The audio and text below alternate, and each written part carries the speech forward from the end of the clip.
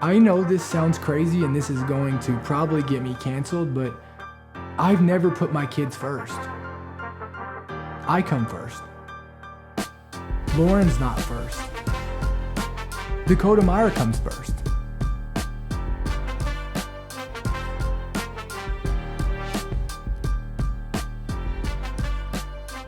Got a question from IG. Need some dad advice. How do you stay a hands-on dad with all the things work/life and a newborn? Well, I mean, it's about quantity. It's about quality, not quantity. You know, the reality is, you know, there's number one, you have to be an example. Number one, you have to be good. You have to, I know this sounds crazy and this is going to probably get me canceled, but I've never put my kids first. I come first. Lauren's not first. Dakota Meyer comes first. Because guess what? If Dakota Meyer's not good, no matter whether I put my kids first or I put Lauren first, they're not going to be fucking good. But if Dakota Meyer's good, my kids are great. Lauren's great. So I have an obligation to put that mask on myself first. You know, a long time ago, I used to put everybody else first. And it was at the expense of me, and it was the worst I'd ever been in my entire life. And, you know, I know that airplane protocol is put your mask on first before you start putting everybody else's on. Because, yeah, even if you don't put yours on, you might be able to get 5, 10, 15, 20 people's mask on them, but eventually you're going to be out of oxygen. And then you're no good to the rest of the people on the plane. So put your mask on first, so then therefore you can go and help everybody else that needs help. This is kind of messing with me a little bit. You know, I got 2 kids. Yeah. I don't know where this comes from. I didn't have the best examples growing up. You know, my mom did her best. But it feels like I have this compulsion to put them first, right? Yeah. Am I doing it wrong? So I think when people look at this as like, oh, Dakota says he puts himself before his kids, like not to go drink to be at the bar. Of course. Not to go and do other bullshit, right? That's only hurting them.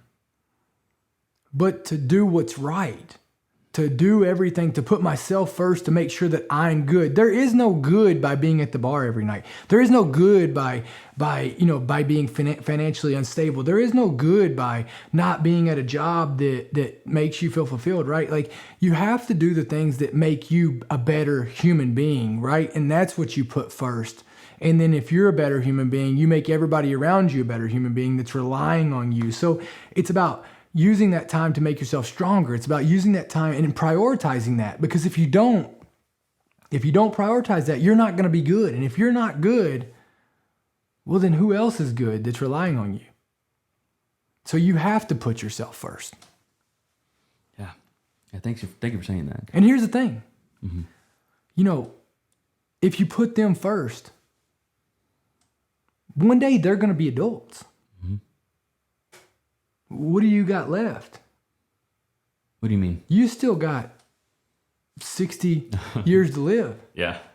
You know what I mean? Like when I hear relationships say, oh, well, the kids come first.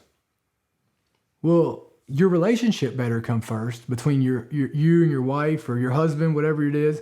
And that better come first, because if that relationship's good, what else is good? Your children. Mm-hmm. If that relationship isn't priority and it's bad, well, can you overcome that being bad on your children? No. And so it's like, you got to go back. We got to reverse this way of thinking. Yeah. And go back to putting ourselves first with the intentions of us getting better in order to help make other people better. You're the first person I've ever heard say it like that. You know, It's like whole generation doing it the other way around, you know, the whole species doing it the other way around. So it almost feels like counterintuitive, like it's going against instincts. But I remember you told me, I hope I can say this, if you're helping someone that's drowning, and they try to bring you down, then that means they have the strength to swim. So you have to let them swim.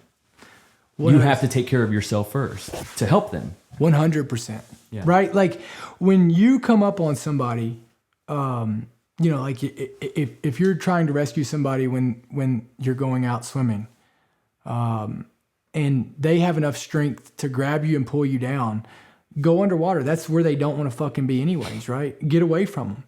And then until they calm down, if they've got that much energy to bring you down, then they don't need rescued yet. They could use that energy somewhere else. So you need to be talking them through it. And so it's the same thing in life, right? Like we get hooked up on these people who, there's a very fine line between helping and enabling.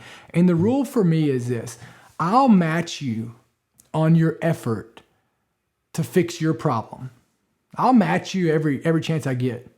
But I ain't fucking doing more than you. I'm just not doing it, right? Like I can't stand people. I think it is a detriment when I hear my friends who have kids that are above the age of 18. They are adults making adult decisions, and their kids are living at their house, which I am all about. But the parents are working more hours than their children are working, or whoever, their friend that they're letting live at their house. They're working more hours than they are sitting on their couch. That's not helping them at all. At all. Yeah. So true, man. That hits close to home. Got a question here from IG. If someone treats you poorly, do you tell them so they can adjust their behavior, or do you give them the boot? I mean, there's a difference between somebody treating you poorly and somebody disappointing you, right? So you got to figure that out. If somebody treated you poorly, I mean, you have to first, maybe they didn't know they treated you that way, you know? So I think it's fair to tell them. I mean, I think you should always, and sometimes people treat you the way they treat you because you didn't set expectations on how they should treat you, right? So there's that. And so I think you have the responsibility to tell people how they should handle you, or what you're looking for, or what you expect. I think that is 100% responsibility on you. And if you've already done that and they choose not to respect that and appreciate that and go by that, then they got to go. Yeah, facts. I agree with that. How do you balance your own personal goals with what's best for your family? I mean, my goals are best for my family. Back to it, like, when I'm good, they're good. So it's a simpler equation, is that if I'm good, they're good, right? And so if I'm doing shit that's good for me, that's good for me, like what represents me is them. And so like if it's good for me, it's great for them. So I don't know about this whole balance. Like this balance thing it's kind of like Bigfoot. Right? Like balance, when people say, oh, you know, you got to balance your lifestyle. Like balance is like, it's kind of like Bigfoot. It's kind of like saying balance is for people who live in the gray. You're saying it's black and white. It's black and white.